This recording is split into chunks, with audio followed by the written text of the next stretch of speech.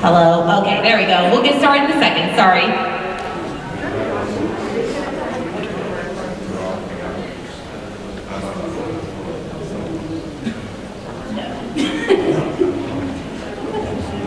You keep me enough, and I'll make sure we get through that.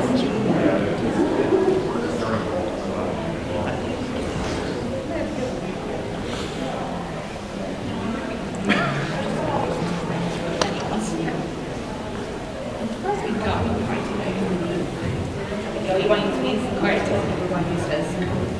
We want to move it right way.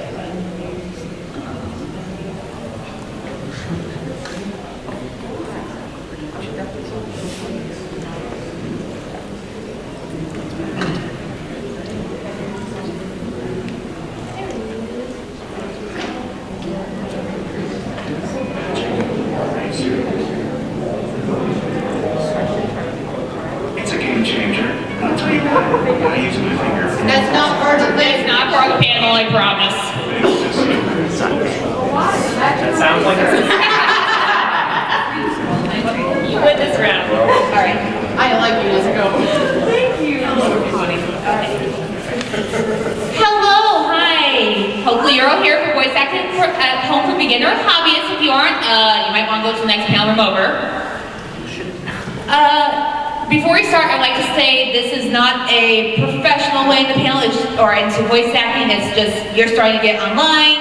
If you want to go more pro, I would really suggest going to one of the guests' panels. I know Cassandra Lee Moore's already had hers, but at FutureCon, I would very much suggest that. So some introductions. Hi, I'm CherryWolfVA. On my online alias, I have been voice acting for, this is not updated, over 10 years in the community. I started summer 2011. Kay here is going to interject in sometimes because she is helping on a project I'm voicing in.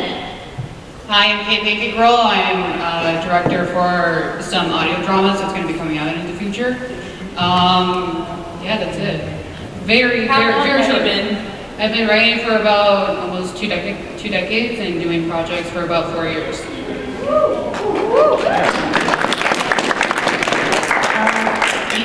Did you have any extra experience with it?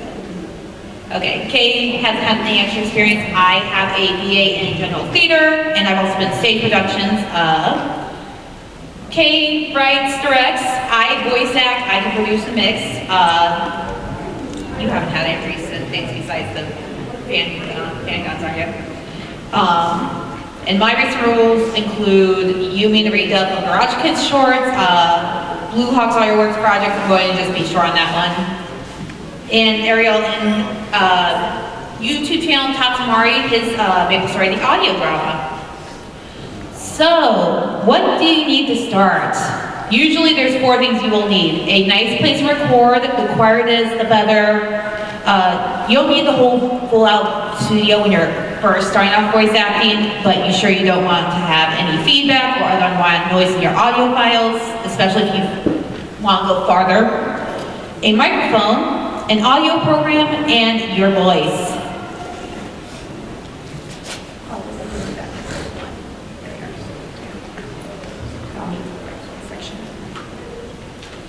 So for a good recording space, as stated before, you don't need like a full-out vocal booth that's like thousands of dollars from Studio Bricks. It can be very costly, especially starting out. You may spend some money, you don't want to spend a lot of money if you don't know if this is what you want to do, or if you know you want to do this as a hobby. If anything, they always say to find a way to dampen sound, to get the best recording through vocal foam. It's very cost-friendly on Amazon usually. I think last time was $11.99 for a 6-pack. I don't know if it's increased since then. It's Amazon. It's pretty much. I think last time was like 16, it wasn't bad, but I think moving blankets, a lot of people suggest at the beginning, also are cheap. There are a few DIYs on the internet. One of the sites that I will be talking about briefly will have some too. A lot of voice actors do love actually using their closet when they're able to help with their vocal aspect. I can't because my closet's specific, but a lot of people do have the walk-in closets. They put foam up, a blanket. If there's clothes in there that helps deflect sound, you just gotta make sure you have something in there. Be careful of windows, especially if you live on a busy street. I've learned this the hard way because I will get in my recordings. And you can use your mic to gain your advantage and in your program, mics will let you turn it up or down. So use that to your advantage. A lot of people record at lower a bit decibels so that they can not have all that background noise. But don't go too low because otherwise you can't edit it. We have talked about microphones and they are a bit expensive. I know some people have like the basic USB mics and just starting out, that's fine if you want to see. If you do want to go up a little bit, the two usual beginner microphones are the Blue Yeti. This hovers around $100 to $125 online. There are sometimes sales. I think if you stream, you know what this is. Black Friday. Yeah, it's Black Friday's coming up soon, so if you want to get it, let's go Amazon. or Cyber Monday. Yeah. It is a USB mic. When we say USB, it means it does not have any extra equipment needed. It will have your microphone and your cord. You just need that cord to plug into your computer. It's a normal USB cord. I think we all know what that looks like. And you're good to go. I don't think they actually make you download the driver. It's been a while. I don't think they make you download the driver. If they do, it's usually free. They don't usually make it. There is also the Blue Snowball. It's a little bit lower end, but it's also a good beginner mic. It usually hovers around 50 to 70. I've seen used ones and maybe some new ones cheaper than that, to be honest. This is also a USB mic. I think the difference between the Blue Yeti and Blue Snowball is Blue Yeti you can control your sound. You can put in your headphones and make it easier to sound. Blue, the Snowball, not so much. There is normal and ice, but I'm not entirely sure what the difference is between them. I always had just the regular Snowball. Oh, just Randy. And eventually, you don't have to do this. Like I said, when starting out, don't invest all your money in it. But voice actors will upgrade through time. Usually the best one to upgrade first off, a lot of people say, is the AT2020 XLR. There is a USB version of this, so it still is good. The mic itself is usually about $100 to $150. It's usually base standard studio, I think, recording equipment companies. The USB version, again, just like before, just has USB, but to get the XLR version, the only difference is this is not straight out of the box. You will need an interface. The XLR mics, no matter what you get, will need an interface, which will cost you a bit more. In the pop filters, please. I don't know why I never even say that in these channels. Pop filter. Just get a pop filter. That'll make your life a little bit easier. They're only like $15. Then you don't get like that. But interface is what takes the XLR mic, it feeds it through, converts it into a USB cable that can actually go on your computer, because otherwise it's not going on your computer without the interface. And some of them do include need drivers. These are not the only three mics. There are plenty of other mics. These are just like the three common ones you usually see. My advice is there's usually a YouTube review for every mic, so if you see one and like, I want to try this, because some will be more bassier, some will be more treble, look at the reviews and decide on that. So, I actually, between those three that I have talked about, I do not want to do that. I do have a sample of how each one sounds.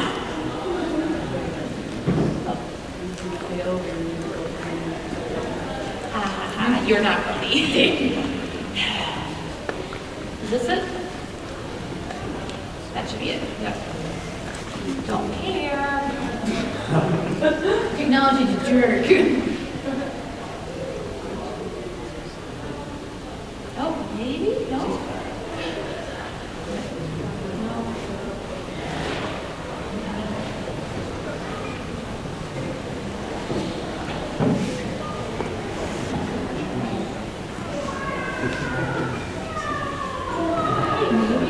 Okay, let's do this instead. 1 second.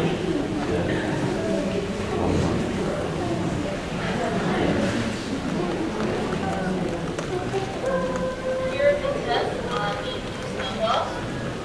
This is a test of the Blue Yeti microphone. And this is a test of the AT2020 XLR. Okay, that didn't go as well as planned. Or that.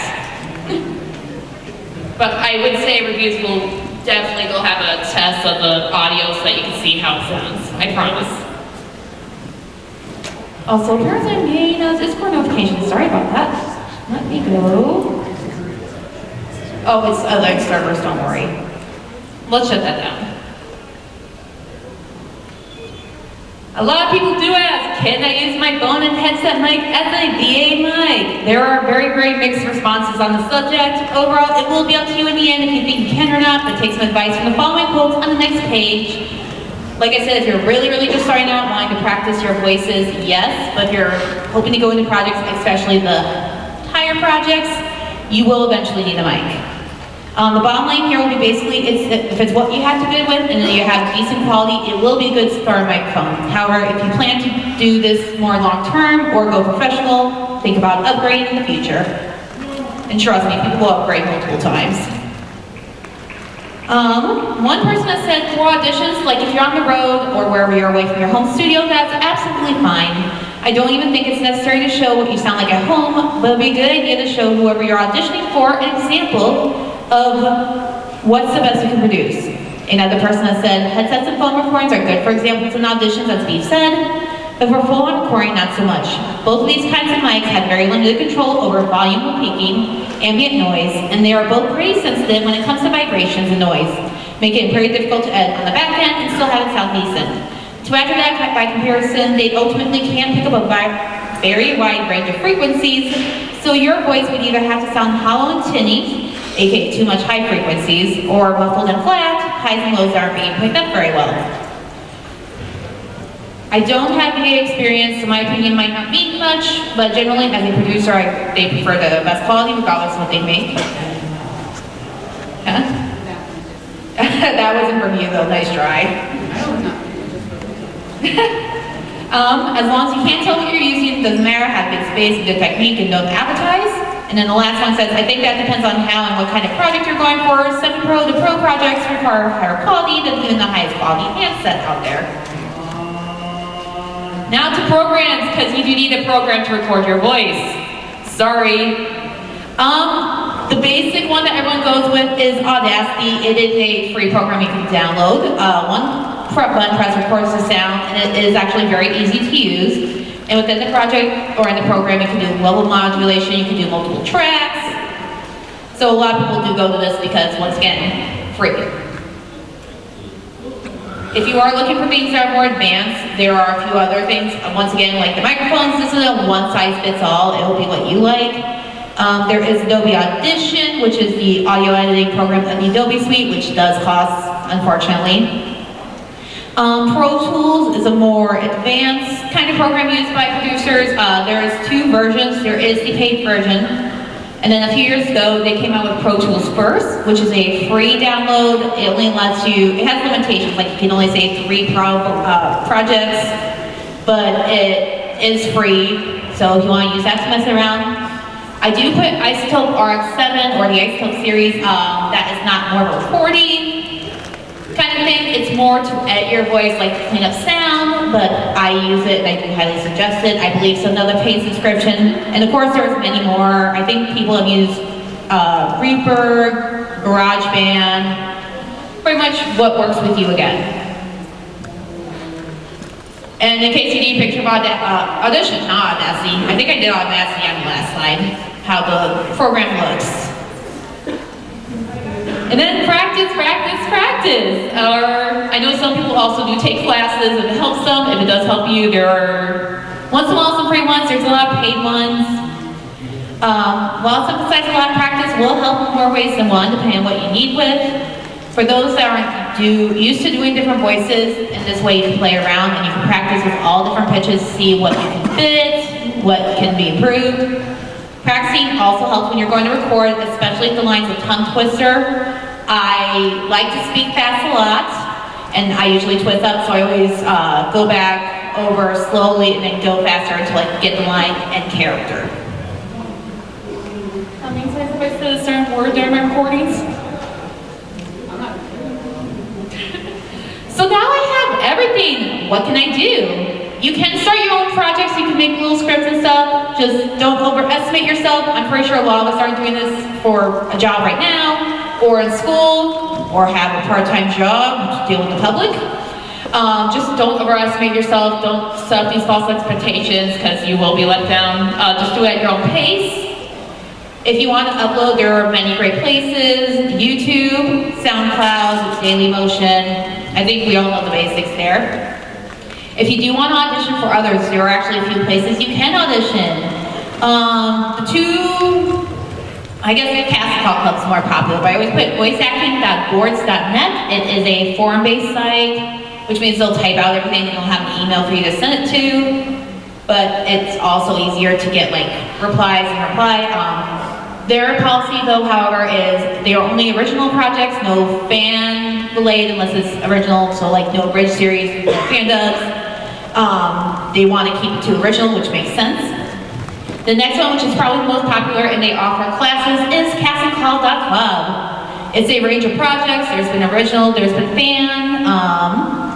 I personally like this. It's not a form-based site, it's their own thing where they let you put in like characters and then you upload the files right straight to there. I think recently some paid members can private their files, which is good and bad, because it's understandable if you are not proud of something and you don't want people to hear it, but other times people will listen to your other auditions and be like, ooh, they sound good for this role, maybe I'll have them do that.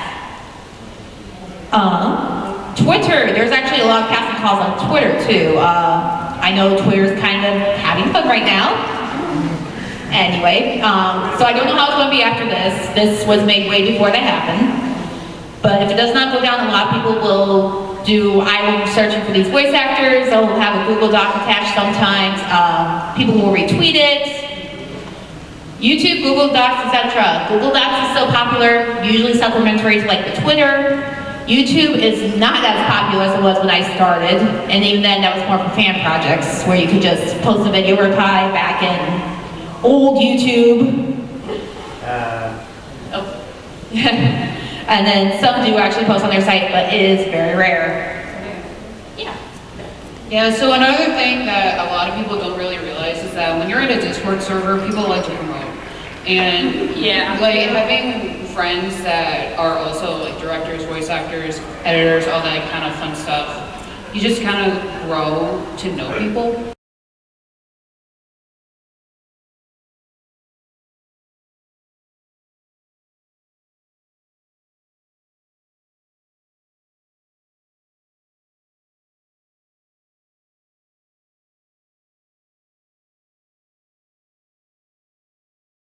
I hate myself.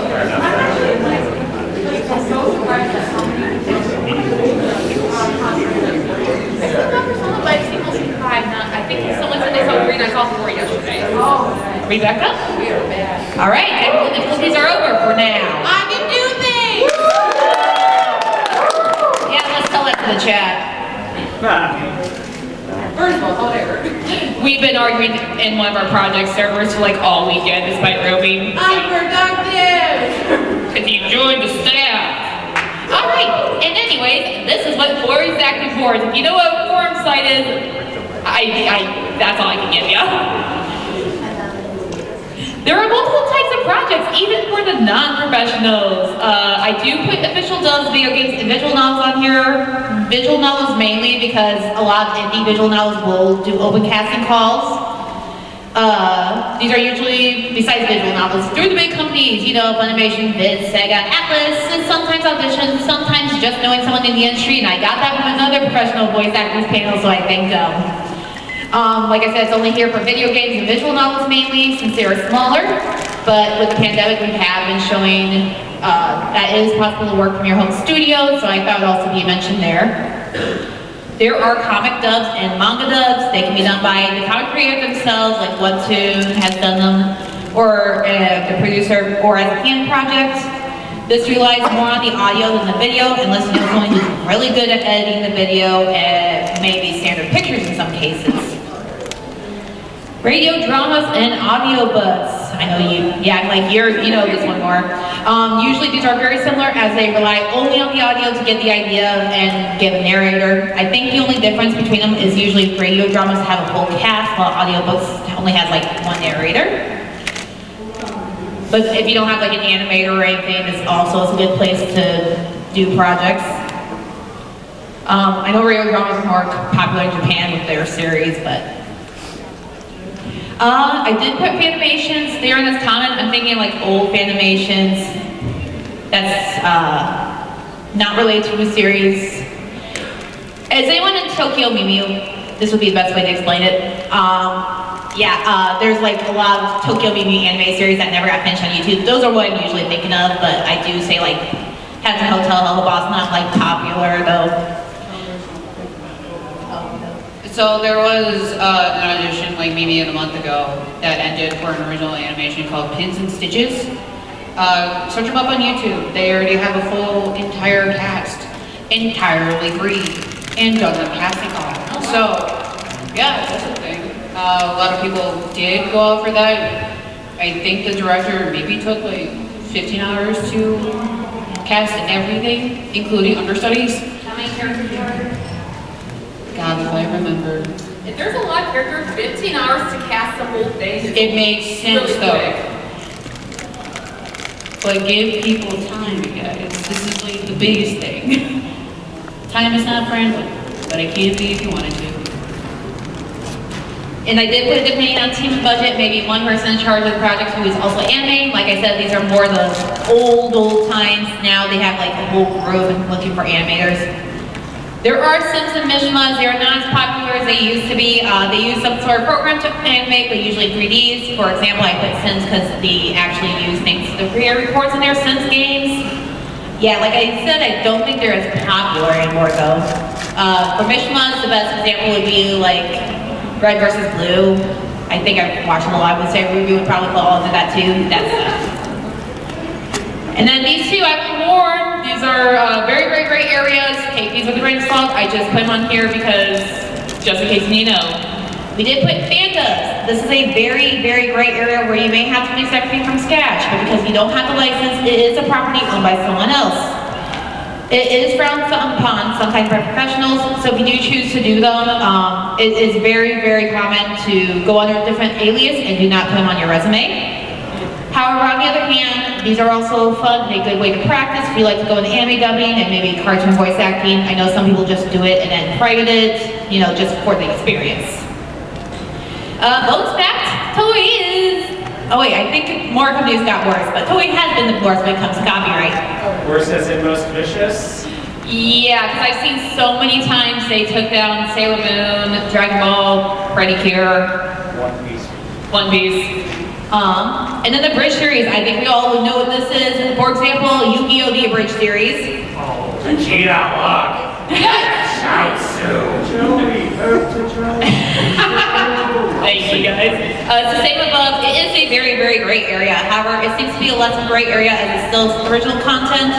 It usually has a small cast and a lot of doubles to get stuff done faster compared to other projects, but it depends on the producer.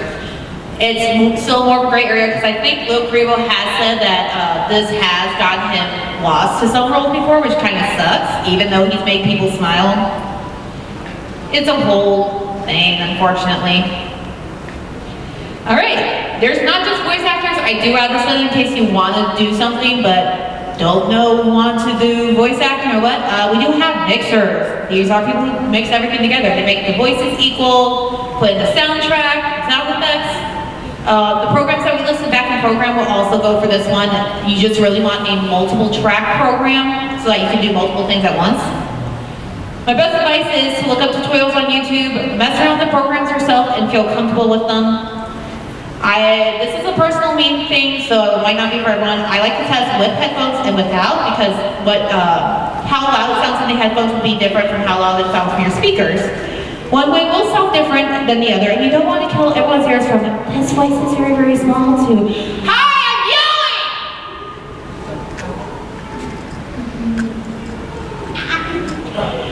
Also, equalizing everything's your best friend, as I just said.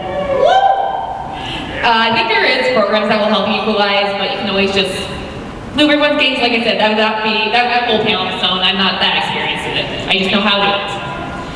There are good places for soundtracks and sound effects that are actually like royalty-free. OST, I would look online for royalty-free background music. YouTube is always great there. I also use Incompetech.com and Purple Piano. They have royalty-free, or they show you their things that you can use without I do actually know a musician who makes her own original music that anyone can use for free. Okay, do you know what the site is, or if they have it? She tends to use Spotify.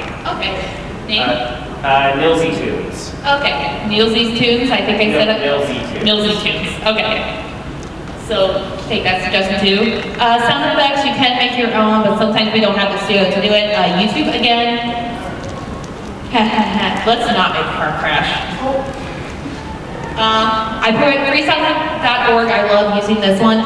You do have to sign up for an account. Unfortunately, it's not a paid account. It's free, but after that, a lot of people upload their own sound effects, and you can download. I did put soundbible.com, but I haven't used that in years. I learned that from a theater sound design class. I don't know how good they are anymore, to be honest.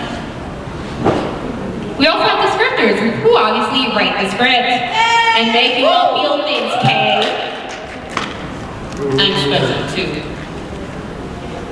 Anyway, basically anything that you can write in will work. Word. I put LibreOffice, which is a free kind of Microsoft thing. Oh, it's like Microsoft but free. It's I found it on fanfiction.net. Surprise. I also know there's an online site from a friend called Celtics.com. There is free and paid options, but it can help if you have whole team scripting so everyone can see the thing, they can see how long who's worked on what. I usually just suggest everyone go with something more sophisticated so you can make these scripts easy to see. I know a lot of us like to bold or outline character who's talking and then put in what their line is normal. If you want to do a more traditional script style, I would suggest if you know any playwriting courses. I'll get to it in a second, I promise. They will help you. I had to take playwriting for school and I still kind of suck at it, but they will help. What's your question? Is it really a good idea to post your stuff to everyone to see in case someone steals? Is there a worry that somebody might steal your idea? Like posting the script or? Yeah. Okay, you're Okay, hi. That's actually a really good question. And yet, the only thing I use is Google Docs and email it between who my staff is, if that makes sense. Yeah. It will help you, and yet they can still work on it with you while you're on like a Discord call or something like that. Just make sure that they are your staff, and just make sure that you trust them, because that's a bigger thing. Trust your staff. Yeah, you're good. Yeah, I think mine agree because I know I'm working on a few, but it's going to be mainly to trust your staff and no one tries to take anything. Good friends, as long as you don't like have big creative differences, are probably the best way to go. If that makes sense. All right, and then for those who can't or want to go different, find your own style. Once again, just make it easy for people to read. That's all we ask. Producers, they oversee the entire project. Please find out who you will love, otherwise we'll be at each other's throats. I joke with you guys, I'm a friend with you guys. I know. Oh no, I don't. This one I don't have tea. Future one I have tea on. And try to keep everything organized and on topic so a project will run smoothly, because there will be times that things get derailed, especially if it's more of an unpaid project. Be prepared for everything. I did say copyright, just be careful. And especially if the project's free, people will drop. People do have regular lives, especially if you aren't doing this as paid. Just be mindful that everyone has their own lives. Don't be like, where's your lines? You were supposed to get them within a day. The general real life things some people may know already from Professional. There are a short sample of range of voices and motions you can do. The aim usually is about 90 seconds. You want the people casting to hear your voice, but you don't want them to be bored from the game too long. And they also suggest go with ranges and emotions you know you can do, not something that's like would be good, but you don't know if you can do it every time when you're put on the spot. including accents. I suck at accents. Try and vary voices and emotions as much as you can. Do I need background music? It's kind of a weird field and it will be up to you. If you're only using it for non-professional, I'd say go for it no matter what. That's what I usually do. If you plan on using it for more professional stuff, I would say either stick to no background music, royalty-free music, or something you pay for. The mixing for demo reels are kind of weird. It depends person to person. Some people will mix their own because it'll be faster and easier, plus cheaper. Some people have a friend willing to mix or will go through like a professional agency. Sometimes if they go through the professional agency, they will record in studio instead. While the mixing it yourself will be faster and easier, if you have someone else mix it, it will also give you a second opinion on, hey, you deliver this line like this, how about we try it this way? Okay.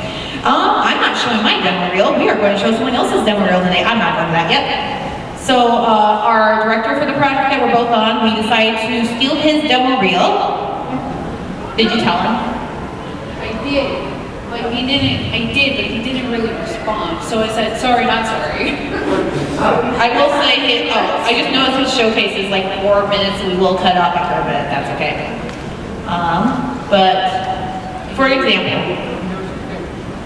Buddy, I am Meister, and today I'm going to be doing something rather familiar that I did last year, and I'm going to be doing again this year. Watch this become a yearly thing. Within the past year, I have gotten roles that have reshaped my vocal range and have made me more confident in doing voices that I thought I could never do. So I'm going to be showcasing what I walk in peace alone without any disturbance. What a bummer. Like I joined a club where I wouldn't even be good at anything in it. Oh, hey! Thanks for agreeing to eat with me today. You really didn't have to, but I'm grateful nonetheless. I'd love to try it. This is delicious. You really poured your heart out into making this. I really wish I had your skills. You're amazing. Done.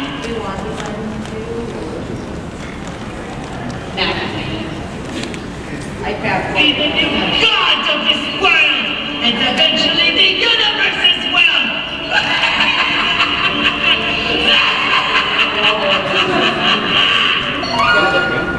So yeah, that's part of it.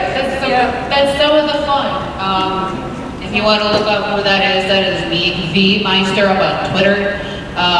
He's also on Casting Call and YouTube. He makes comic dubs. He voices in some of them.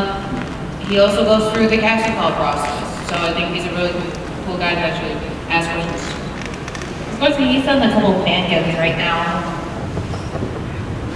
And then, do you need a resume? Not really, unless you're really thinking of becoming professional. It'll be nice to have, but at this point, I would say it's not too big of a deal.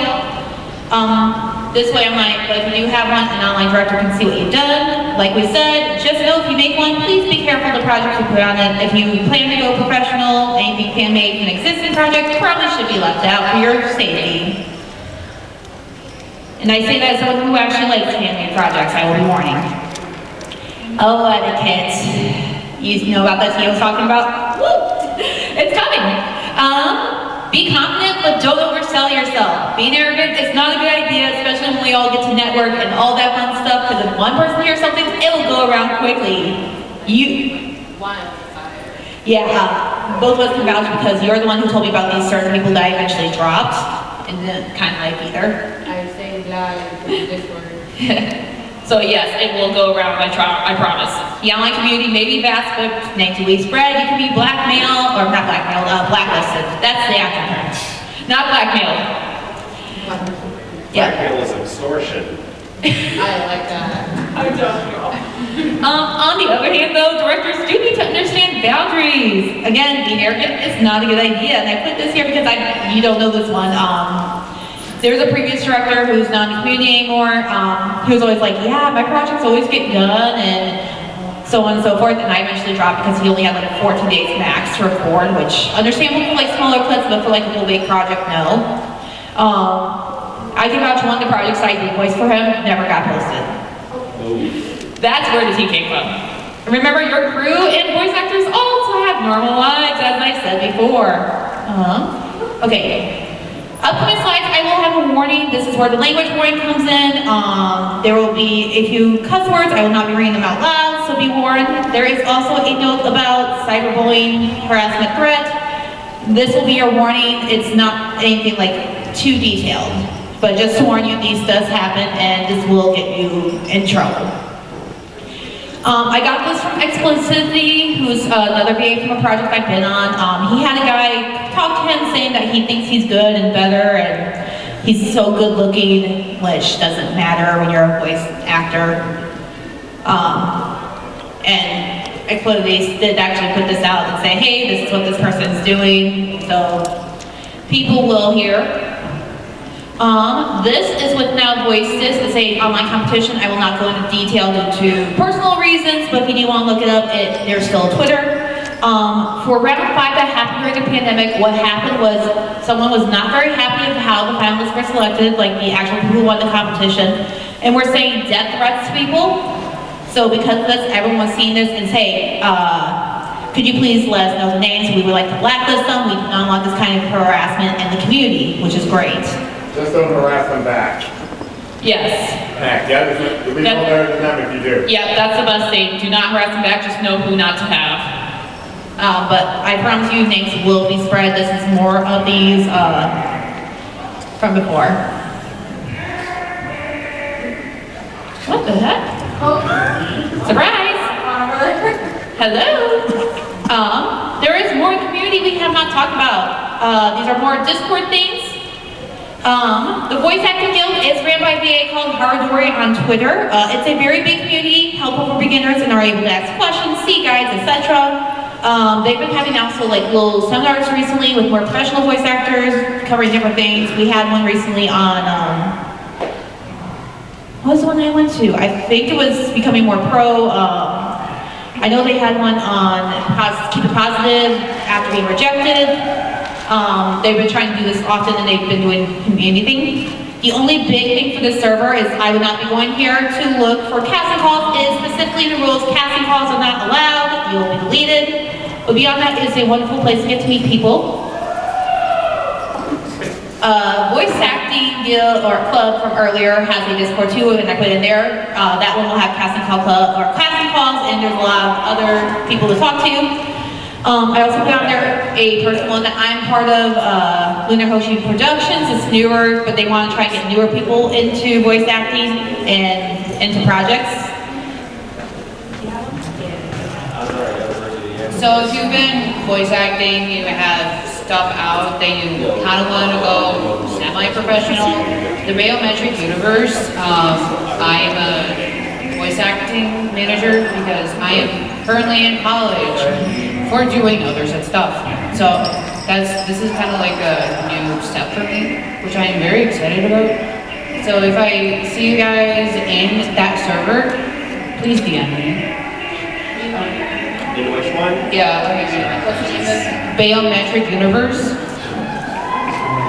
Thank you for getting out your phones and looking it up instantly. I really appreciate it. How do you spell it? BAYOMETRIC,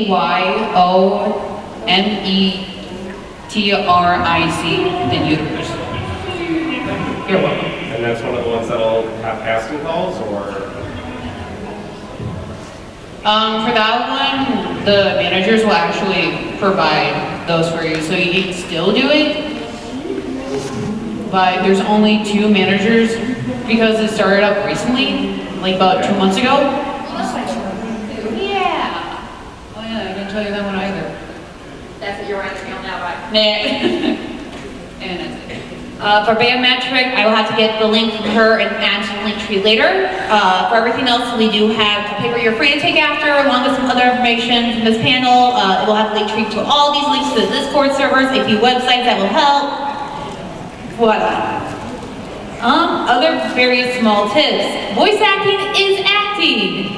It's not simple. Please don't tell us, oh, it's just saying something. Again, practice. Like I said, I've been in theater. It's been a help. If you don't have theater, it's understandable, but having some experience in your life may help. Keep your voice in top shape. Vocal exercises is something everyone does, usually. Avoid foaming foods, especially right before recording because it will make you sound a little different. Drink water, especially during recording. Do as I say, not as I do. You're surprised? We've been through this already. I already know this. Drink this. Aquafina. And don't record sick if possible. I learned this the hard way that your voice again will sound different and it will not be good. What is a phlegmy food? I'm thinking more like, I know dairy products for sure fall into this. I don't know if there's anything else. Can you think of? I know a lot of people take no milk before recording. Taco Bell. Oh. I don't know if that counts as phlegmy. Anything spicy? Yeah. Anything spicy? From top. Don't do that or one either. I can't vouch for that because I don't like spicy food, so. That will make you leave your audition. Anything that's going to dry you out. Even if you're recording the auditions at home, it will still make you go. So if you want to go pro, like I said, please go to the official voice actors panel. They will give you more experience. I will not be able to because I had never been in the booth. Besides my own, but that's a whole different thing. I also put on here, I want to be voiceactor.com. It's by D. Bradley Baker, who's done a lot of cartoon roles. I know for sure I know him from K&D as number 1, number 2. He has a lot of good advice for beginners, those who work more at home, and even for going pro. There's a lot of articles on the site I would definitely check out. There's a lot of also sites that would probably help. I think I have to add this to the link tree too. Can't remember her name right now. She's in the there's a voice acting community Facebook group. She did one recently about how to get in, and she's been also offering classes. I'll probably link that to the link tree eventually. And that's pretty much it, besides the people who helped me with some advice. Any questions, comments, concerns, scathing indictments? Yes? Best thing to say when you're trying to get your first sounding position, what kind of thing makes a director, producer feel good about, okay, yeah, this is somebody we can work with? I would say from my experience, I would say listening to the rules of the audition. Some will ask for slating, some will not. Beyond that, it's just basically try your best at the audition and do the right lines. Even if they're like your castmates or something like that, just be a decent human being. Don't be a jerk, because no one likes those. Slating is one of those things where it bothers people, and some of them don't. So just make sure that you're aware of that. Because slating is like, hi, my name is this and this. I've been doing this for this and this. Like, some of them sometimes don't do that. That will annoy people really quick, including myself. Even though that's how this panel started. Yeah. Oh, panels are different. I'll finish up on my thought and then I will. Yep. I know I personally, like in theater, I will slate because that's what they tell us to do. In VA, I prefer not to slate. If they tell me to, I will. But beyond that, it'll be up to you if they don't provide the rules. Would it be an option to send 2 footage, one with a slate, one without, and then just let them pick? That's an option. It's an option if you're doing email. Cast and Call Club might make it a little confusing because you can upload multiple files. But I would say stick with one or the other to make it easier because they don't want to listen to everything for the same thing, I want to say. Okay. Any other questions, comments? Any concerns? Any way to kick my butt in the parking lot, Danny's. It's an inside joke. We've been saying that we'll be fighting each other at Denny's for a while now. All right, that's it for the panel. Hopefully it was informative. Thank you all for coming. I will see you in the next meeting. There are little pieces of paper up here with the QR code for the link tree if you want some of those links. Have a nice time, everyone.